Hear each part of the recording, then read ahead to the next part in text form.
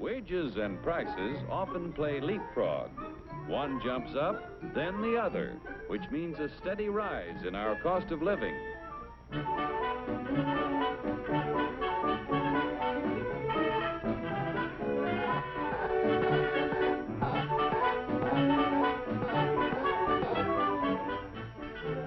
The Dilly Doll Factory is a happy shop. But Joe, our doll painter friend, seems to be a little down in the mouth, which even shows in his work.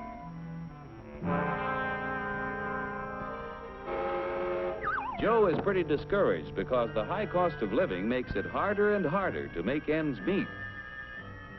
Hiya, Joe, old boy. Hello. Better look in that envelope.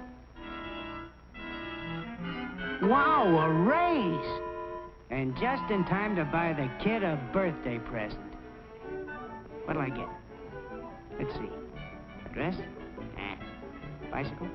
Roller skates? Shoes? A book? A doll? A doll!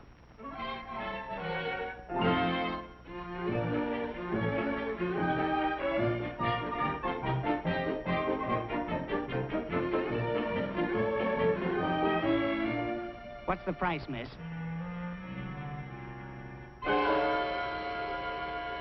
I work in a factory that makes this doll. $2 is too much. I'm very sorry, sir, but your company charged us more for this shipment, so we had to raise our selling price. We got a wage increase, all right, but it couldn't raise the price that much. It just takes a little wood, rubber, paint, cloth, and a phony wig to make that doll. There's only about 10 cents worth of materials in the whole thing. You pirates, crooks, bandits, you robbers!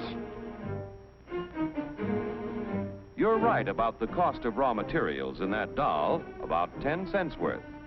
Raw materials in practically everything we buy are worth little until labor transforms them into finished products. For example, how much do you think the raw materials cost in that car? Oh, about $300. You've got a surprise coming. It takes 4.5 tons of coal, 2 3/4 tons of iron ore, 50 pounds of cotton, 14 pounds of cured and finished wool, aluminum, zinc, lead, copper, and countless other raw materials to make an automobile. Without the addition of labor costs, these things are worth about $22. The raw materials require the accumulated labor of thousands of people in countless crafts to transform them into a finished automobile. Miners dig the coal and iron ore. Railroad and maritime workers transport these materials to the steel mill, where workers convert the ore into finished steel. The wages of railroad workers add to the value of steel when it is transported to automobile factories. The cotton that goes into a car accumulates labor cost from the farmer who tills the soil, from workers who sow the seed, and help to raise the cotton. Wages paid to other workers add to the value of the cotton as it is moved from the field to the cotton gin where it is processed. Other workers transport the cotton to the automobile factory. The wool that is used to make a car is worth little while it is still on the sheep. When the labor cost of a sheep shearer is added, the value of the wool is increased by his wages. When all of the parts and materials finally reach the factory for assembly, the labor cost of automobile workers must be added to the price of the car.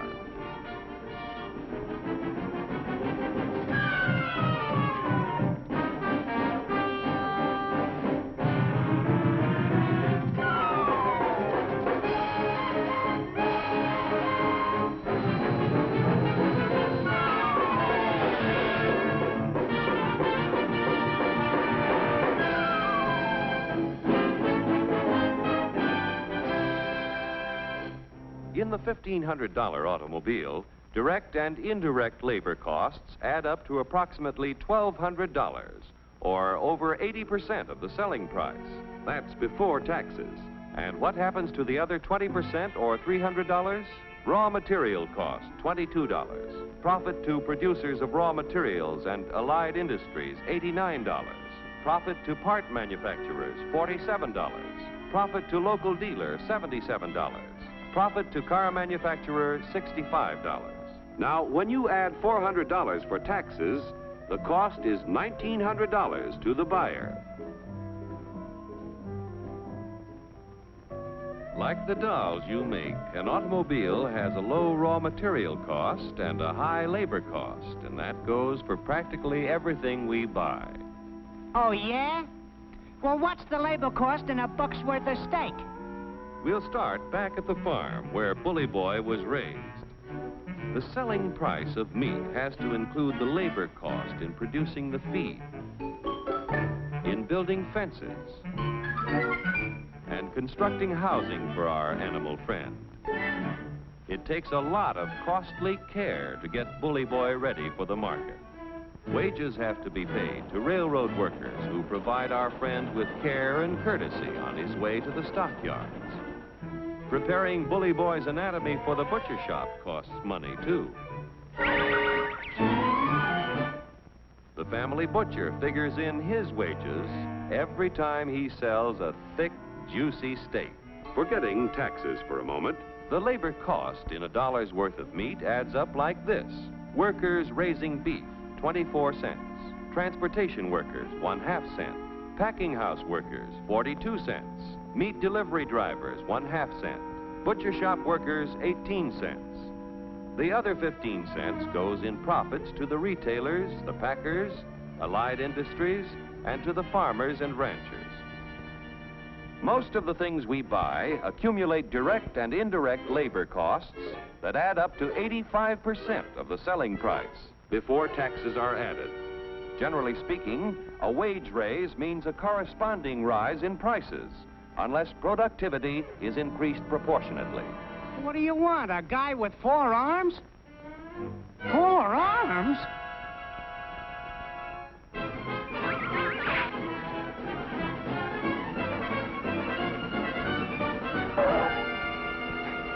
Say, I got a sensational idea.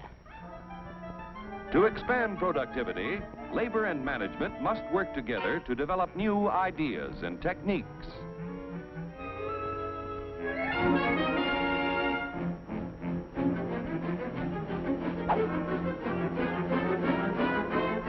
To expand productivity, capital must finance the creation of more efficient tools and plants.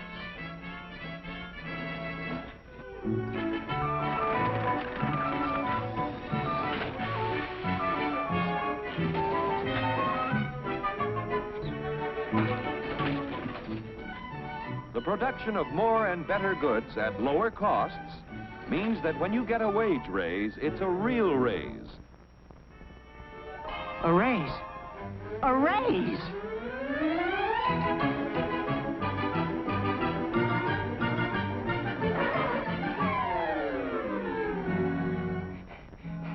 I want to buy a doll.